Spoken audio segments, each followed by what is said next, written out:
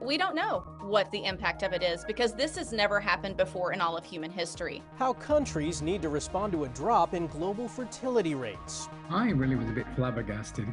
A girl born deaf can now hear after a pioneering gene therapy. And the comic book teaching kids about hemophilia.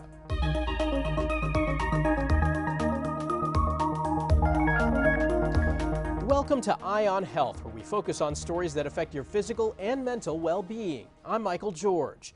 With summer fast approaching, a new report is highlighting the dangers around a swimming pool. According to the CDC, drowning deaths are on the rise after declining for decades. The study also finds 40 million adults in the U.S. don't know how to swim, with more than half having never taken swim lessons. We look at how some parents are trying to prevent a tragedy from happening to their family. Ready, set, go. This isn't your typical swim lesson. Ready, girl. 22-month-old Charlie is taking survival swim lessons. We're around pools all summer long. It's just important for me to know that if there's, God forbid, ever an accident, she will be able to roll over in the water. Rebecca Weiner with Aquafin's Infant Aquatics says unlike traditional lessons, survival swim can be taught in weeks. Survival swim gives them the ability to be on their tummy and then roll themselves independently onto their back to float, rest, and breathe, to either wait for help to arrive if they find the water alone, or to continue to swim. Important lessons. A new CDC report shows more than 4,500 people died due to drowning every year from 2020 to 2022. 500 more per year than compared to 2019. Dr. Deborah Howry says the pandemic may be one contributor. Pools were shut down, and so people may not have had those swim lessons. Children may have been unsupervised more. The highest increases were in children ages 1 to 4 and older adults. We also saw increases by race, like in African Americans and Hispanics. We want to make sure that our youngest have access to swim lessons. And if you don't know how to swim, such as some of our older adults or some from different racial groups, we want to make sure everybody has those life skills. My mother-in-law got a pool over the summer. I wanted them to, if they fell, to know what to do. Vanessa Soto sees the progress with 5-year-old Emery and 3-year-old Delilah. We just came back from our spring break, and seeing all their work that they've put in was just beautiful to watch. And now that Emery can survive, she's perfecting her backstroke. Overdose deaths fell in 2023, the first decline since 2018. Preliminary data from the CDC estimates roughly 107,000 Americans died of drug overdoses last year. That's down 3% from the year before. Overdoses due to the synthetic opioid fentanyl dipped slightly, but the drug still remains the leading cause of overdose deaths. Experts didn't specify what's driving the decline, but naloxone, a drug that reverses opioid overdoses, is more available now. 22 million doses of Narcan were distributed in the U.S. and Canada last year. The FDA has approved self-test kits that allow people to screen for HPV in hopes of detecting cervical cancer earlier. The first test will be reserved for clinic use, with doctors allowing patients to privately swab themselves. A second at-home option is expected this summer. This will increase testing for patients who do not have access to gynecologists or are uncomfortable with the process. More than 11,000 women are diagnosed with cervical cancer each year, and roughly 4,000 of those cases are fatal. HPV is the known cause of more than 95% of cervical cancer cases. Weight loss drugs have exploded in popularity, and scammers on social media are taking advantage. Videos on TikTok offer to ship popular drugs like Wegovy, Ozempic, and others without a prescription. CBS News got access to new research that reveals how dangerous these scams can be. Anna Werner has the story. Come check this. Look at some of the videos researchers found. Scammers, they say, flashing stacks of weight loss drugs, supposedly selling those popular drugs at a low cost without a prescription. Sometimes using people's testimonials. Hey guys, I'm doing my first Mounjaro shot. Along with before and after photos showing fabulous results. One video featuring a supposed customer's comment, "Great product, fast shipping, and I lost 16 pounds already." But the researchers say all of those videos were actually scams to lure in vulnerable buyers. The Digital Citizens Alliance's Tom Galvin. As we searched for them, over time, because of TikTok's algorithm, they begin to search for us. So it was not hard to find several dozen operators offering Ozempic. In every case that we found, they have been scams. Galvin says he had dozens of online chats with sellers, some claiming to be legitimate pharmacies, offering to ship Ozempic, Mounjaro, and Wegovy. The alleged scammers accepted payments through online services like Zelle, PayPal, and Venmo, but the researchers say they never received any products. TikTok told us in response it has removed accounts in the report that violated its guidelines. The company says it proactively identifies 95% of the content it removes for violating its rules against drugs and scams in the U.S. But Galvin says consumers who are duped by ads can be harmed in a number of ways. One is that you'll be defrauded. Two is that you'll get drugs and they'll be counterfeit and be harmful. And three is you'll actually get Ozempic, but not using Ozempic under a doctor's care can be dangerous. And all three of those things are very bad outcomes for Americans. Anna Werner, CBS News, New York. A Massachusetts man who received the world's first genetically modified pig kidney has died. But doctors at Mass General Hospital say there's no indication that it was because of the xenotransplant. Skylar Henry has details. The family of 62-year-old Rick Slayman says he underwent the procedure to provide hope for thousands of people like him. And now doctors are ready to keep that dream alive. I think the best way we can honor Mr. Slayman's legacy is to learn from this experiment, learn from this procedure, and inform what we do next. I think the worst thing we can do is become too conservative and stop. The kidney was genetically altered to remove pig genes and add in human ones that would help improve its capability. Slayman saw doctors just hours before he died, and they found no evidence of any issues. The kidney, from our understanding, was performing well up until the time of his death. He had been seen clinically that morning, and everything seemed to be in good order. The kidney was functioning well. Slayman had spent 7 years on dialysis after a previous kidney transplant failed and had complications with blood clots and other vascular issues. Doctors said he knew the risks heading into the xenotransplant, but wanted to fight for a better life for himself and others. We've got so many kind letters in regards to Mr. Slayman, patients out there that are desperate, kind of looking for a kidney, and are already volunteering for being, a transplant candidate for the upcoming trial. And I think our message to them is, keep the hope. We're going to continue work on our side and do the best we can to advance this field and hopefully, continue to see many other transplants in the near future with success, most importantly. The hospital did not say what Slayman died from. Last year, more than 15,000 kidney transplants were performed here in the U.S., but there are still more than 90,000 patients on the waiting list. Most people usually wait about 3 to 5 years to receive a kidney, and thousands die every year before their turn comes. Skylar Henry, CBS News. Several human-caused changes to the planet's ecosystem are increasing the risk of diseases in humans, animals, and plants. According to a study published in the journal Nature, climate change, chemical pollution, and habitat loss are all allowing illnesses like malaria and Lyme disease to spread and become more dangerous. We sat down with Dr. Celine Gounder to learn more about how these changes will affect the world around us. Dr. Gounder, thanks so much for joining us. We're talking about climate change and how that impacts infectious disease. How does that actually affect warmer temperatures? Does that impact infectious diseases? A really important way in which climate change affects the transmission, emergence of infectious diseases is in terms of how we come into contact with wildlife. So historically, almost all of the new infectious diseases, epidemics, pandemics that we've seen have emerged from wildlife that carry an infectious disease. That includes, for example, HIV/AIDS, Ebola, Zika. And so when we come into closer contact with certain wildlife, our risk is higher, and climate change impacts on the habitat of various wildlife. So what we're seeing is certain wildlife, certain insects, we're being exposed to more now as a result of climate change. Are we already seeing examples of this in the U.S.?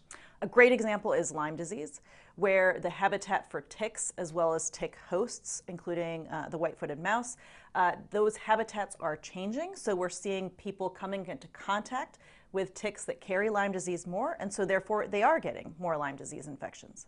What can we do about this as a country? Are there ways to mitigate this? Well, an important piece is surveillance. So that's where we monitor what infectious diseases are emerging and where.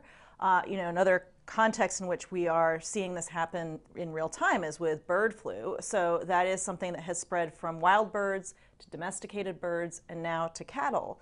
But you really need to be keeping a close eye on what is happening in terms of how the virus is transmitting, how it's evolving, is it adapting to spread to humans, and worst case scenario, is it adapting to spread from person to person?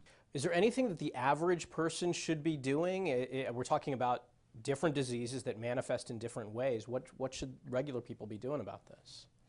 Well, I think in terms of climate change, what can we do as individuals as climate change can seem very overwhelming. But this is where, really working with other people, working with your local elected officials, it's at that level that you can really have an impact. So expressing your concern about what you see in your community, if you see a big spike in Lyme disease, letting your elected officials know, this is something that worries me, what can we do about it? Oh, we've talked a lot about increased temperatures, but does pollution also play a role? Pollution does certainly play a role in terms of what insect habitats are like and what conditions they can live under. Pollution also plays a role just in terms of our human health, in terms of respiratory risk factors, cardiovascular risk factors. So pollution, big picture, is a very important predictor of human health. Dr. Gounder, thanks so much for your time. We appreciate it. My pleasure. Coming up, how firefighters battle mental health, and the 7-year-old helping his friends understand his own blood disorder.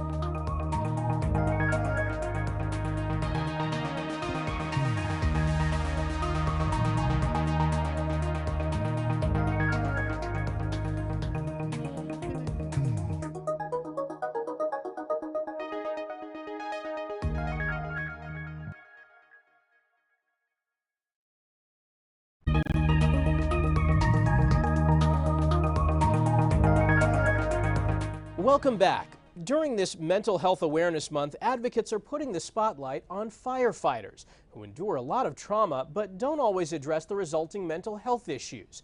Stephanie Stahl shows us how Philadelphia's fire department is changing that.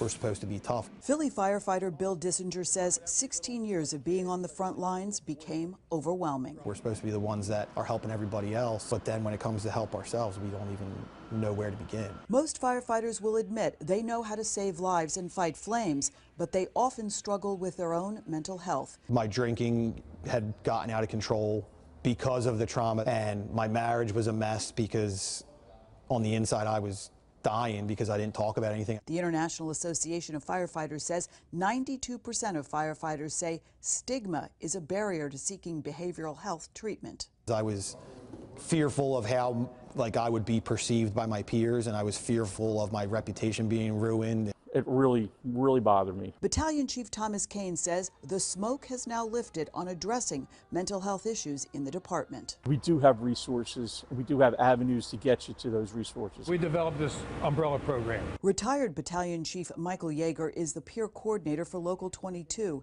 He was instrumental in developing mental health services for the firefighters. Our goal through the union is that we don't want anybody in the department to say, I don't have anyone to call. Peers are available, and so are a variety of counseling programs designed by firefighters for their comrades. We go through a lot of stuff, and we're not really taught how to deal with our feelings and our emotions when we go through some of these traumatic things. The stigma is changing in our world, that it's okay to ask for help. Bill says he finally got the therapy he needed and his life back. Stephanie Stahl, CBS News, Philadelphia. Massachusetts became the first state to issue marriage licenses to same-sex couples in 2004. Now, 2 decades later, a new report finds that legalizing these unions have had largely positive effects. According to a Rand Corporation study, financial security and the physical health of LGBT individuals improved in states that legalized marriage for same-sex couples. Rates of syphilis, HIV, and AIDS fell significantly. Sexual orientation-motivated hate crimes and employment discrimination against the community has also dropped.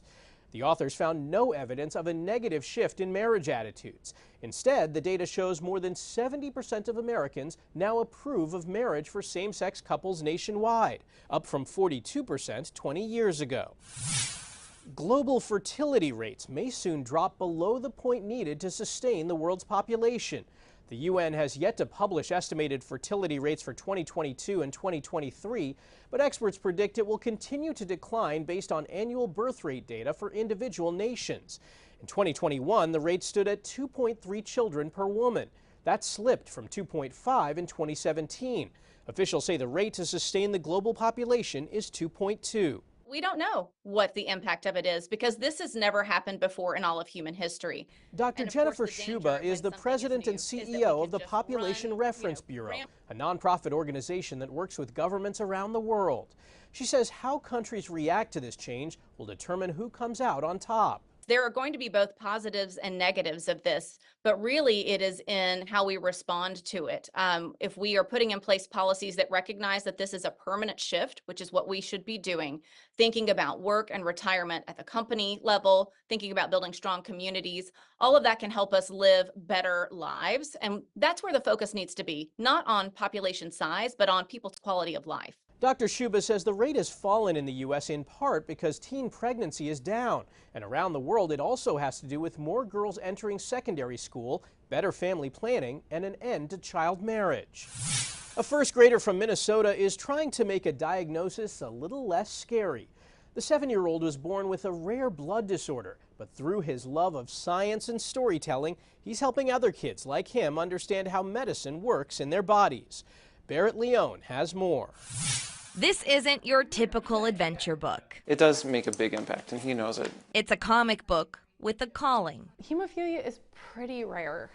There's about 30 to 40,000 people nationwide. 7-year-old Emmett Cords is living with hemophilia A, a rare bleeding disorder that doesn't let blood clot properly. When he was first diagnosed, I was having to explain to a 4-year-old kid why he was in so much pain and couldn't walk, and why he needed to be poked by needles every day. After explaining to him what hemophilia A was, I said, why don't we draw it? Little did Mom know that idea would spark something greater. He came home from school one day and said, I think I need to draw another comic book. I need to draw one about how my medicine helps. And so, Where is Factor 8 was created, a tale that depicts what's missing from a hemophiliac's blood. I'm Hemlibra. And how the medication Hemlibra saves the day. With Hemlibra's help, they managed to stop the blood. Children's asked if they could print it and hand it out to other kids. And so he has sent it to other kids with hemophilia around the country. They pass it out to all of their patients who are getting Hemlibra. But Emmett's advocacy work doesn't stop there. Last month, he traveled with his parents to Washington, D.C., where they advocated for increased awareness of hemophilia A and put a face to some of the insurance problems families like his struggle with. It was really important for us that he understand as well as possible why we were doing all of this. For other kids just like him. Barrett Leone, CBS News, Minneapolis. After the break, even a divided Washington agrees these therapy dogs are doing good work. And a brain tumor took away this woman's voice, how artificial intelligence gave it back.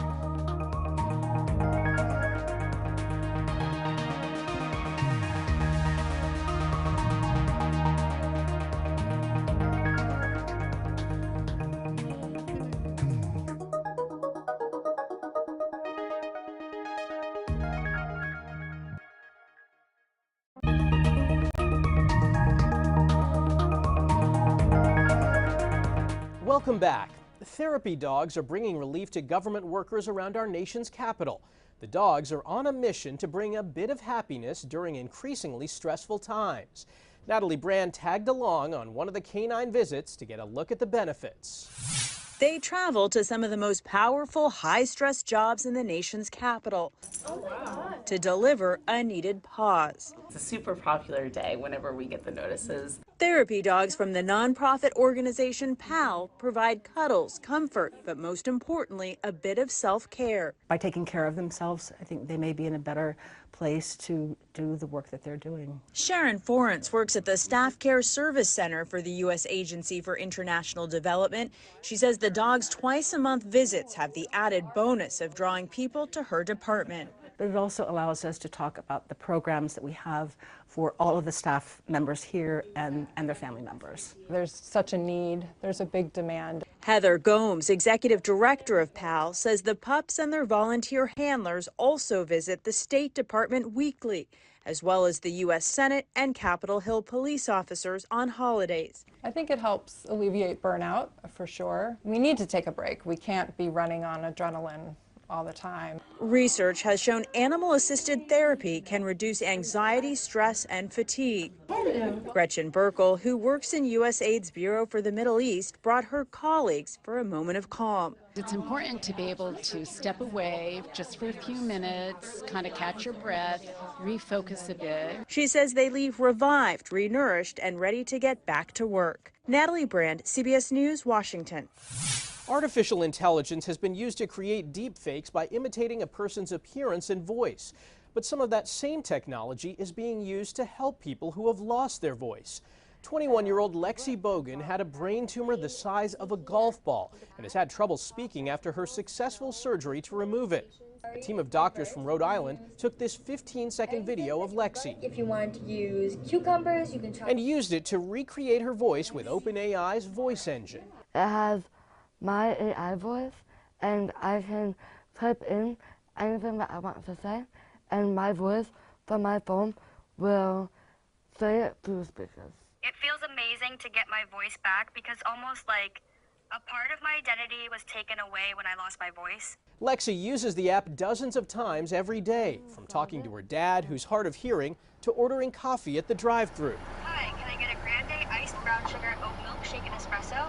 Doctors say this technology is especially helpful for people who suddenly lose their voice. Historically, how this has worked is patients who you know are going to develop speech issues over time. So patients who have ALS, for example, you could record their voice through a process that takes, hundreds of sentences, half an hour, multiple hours of audio. OpenAI hasn't released a version to the public yet. We end today with the story of a girl born deaf, but a groundbreaking gene therapy trial has given her the ability to hear. Lee Canary has the story from London. For Opal Sandy, an 18-month-old girl in England, life just got a lot louder. Opal was born with a rare genetic condition that made her completely deaf. But her parents, Joe and James Sandy, were invited to take part in a global gene therapy trial. To potentially make obstacles easier for her to overcome was a risk definitely worth taking. Opal received an infusion in one ear containing a working copy of the faulty DNA Opal was born with. Just 4 weeks after the procedure, her parents saw this. Absolutely mind-blowing. I'm not sure I believed it at the start. I think I said it was just a fluke. But a fluke it was not. 6 months later, doctors confirmed Opal had near normal hearing. Professor Manohar Bance is Opal's surgeon. What was your reaction when you heard that it worked? I really was a bit flabbergasted because we all expected in theory it to work, but to see it in practice, to see the actual audiogram and see it responding, it was a bit unreal and very joyful. The trial is sponsored by American biotech company Regeneron and is recruiting more young patients in the U.S. Hiya, Ladybird. Opal Sandy may not know she's become part of a major medical breakthrough, but now knows the sound of her mother's voice. Mommy kiss? Lee Canary, CBS News, London. That's this week's Eye on Health. I'm Michael George. Thanks for joining us and be well.